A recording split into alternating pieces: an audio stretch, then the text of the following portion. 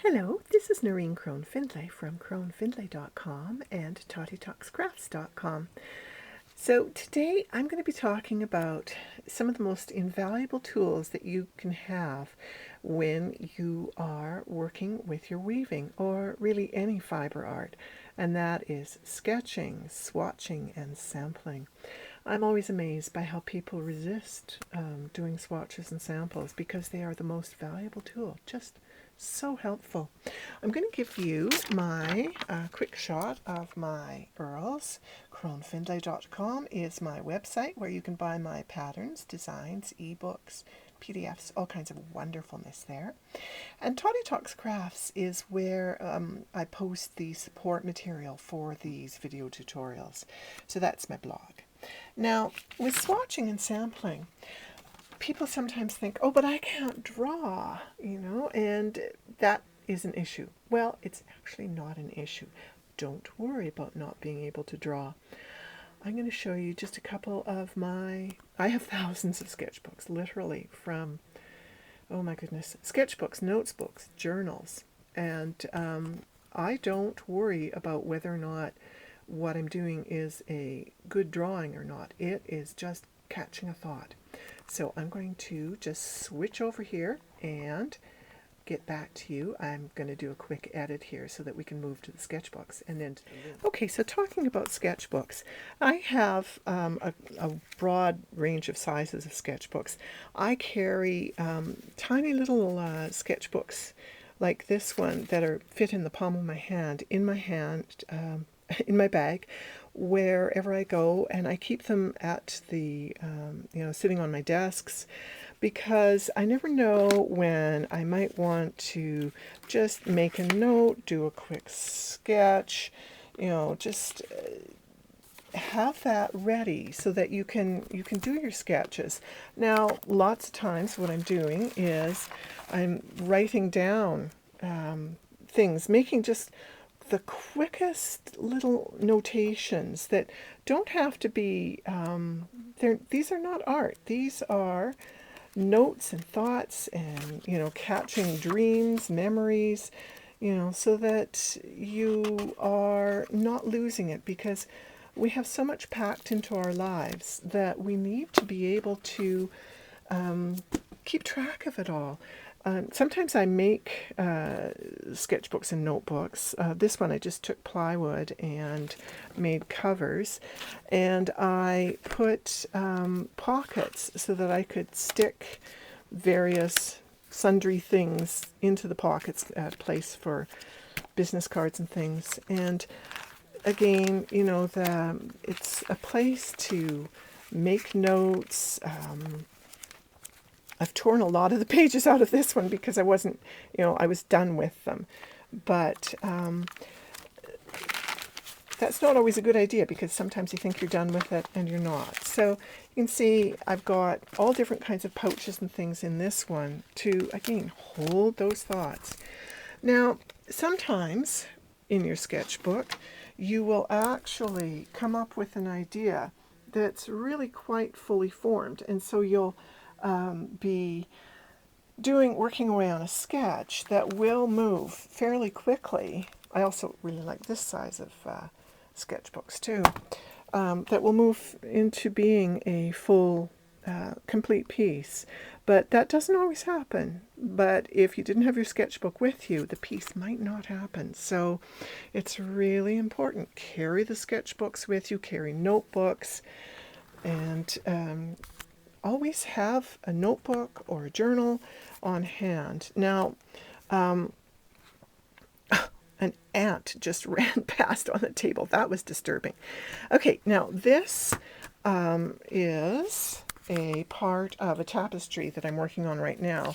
And when I finished her, she's the lower segment, I got stuck because the next section is working on the child.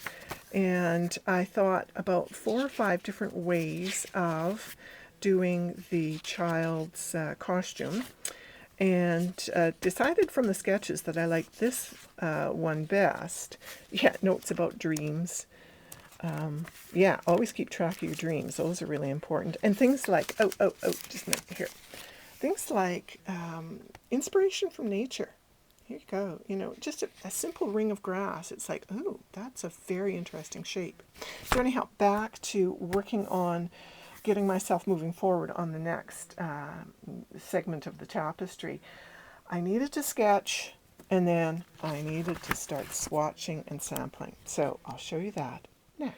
Normally I don't like showing tapestries and pieces before I'm finished, but since I'm talking about swatching and sampling, I thought I would just show you this piece that I'm working on right now.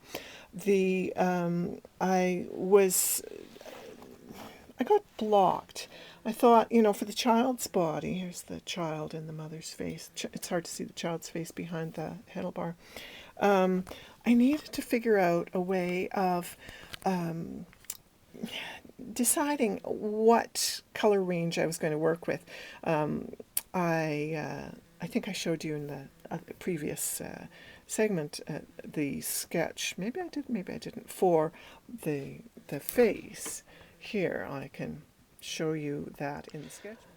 The face is, it's very rough. It's just, again, it's an approximation. It just says to me, okay, here's where I want to use these colors and these shapes. And so now that you've seen the tapestry, you can see why I did the rough sketch like this.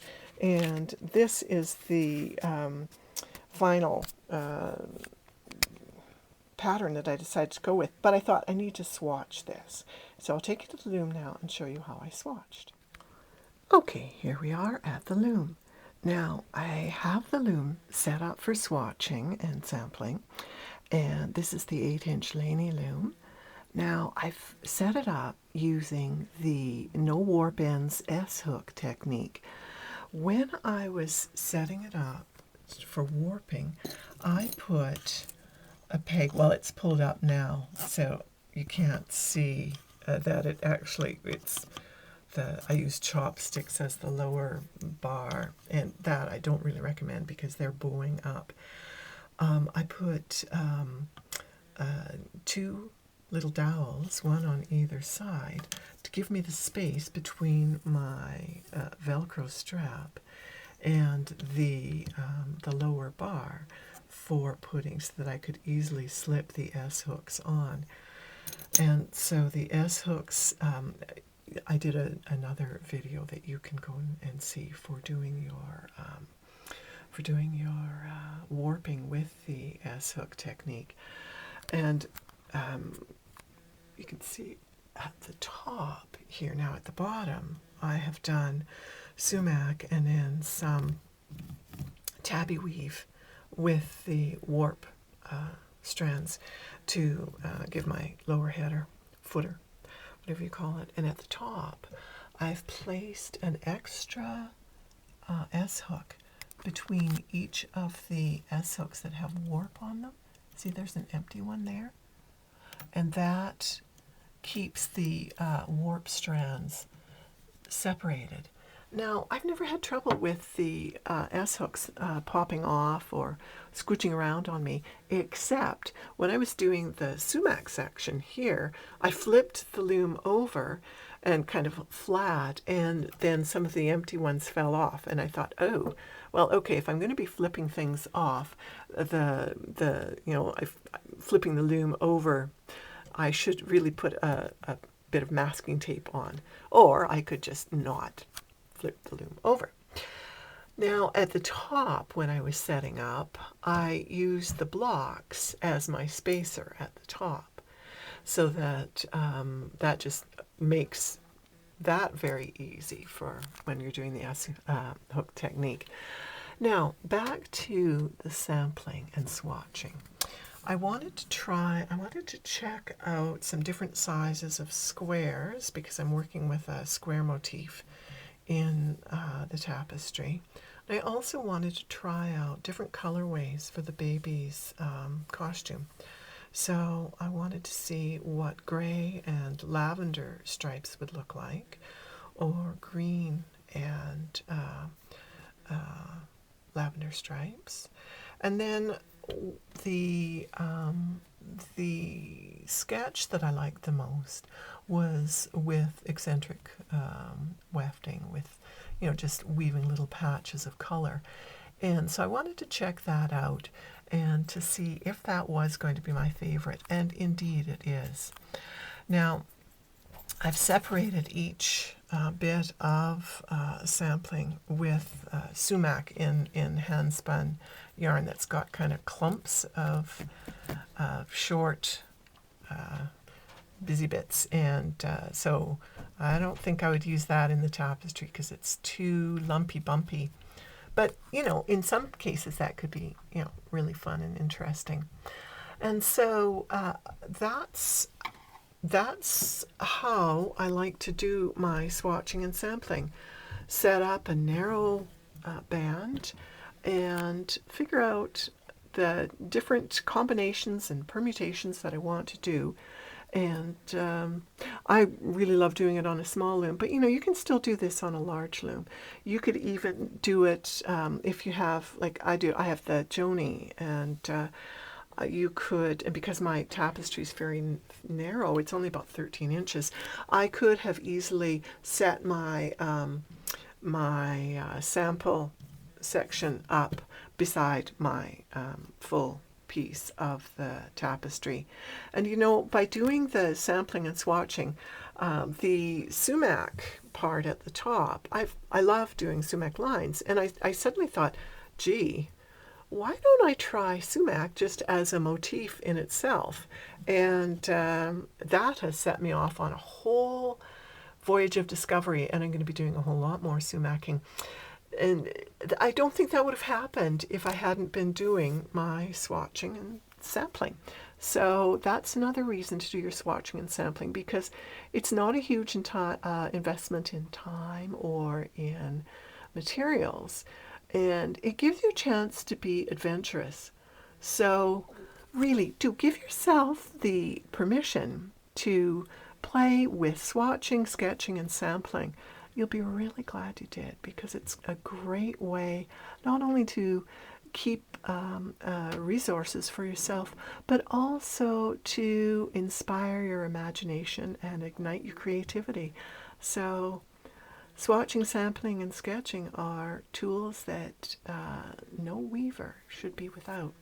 So happy weaving, and we'll see you again soon.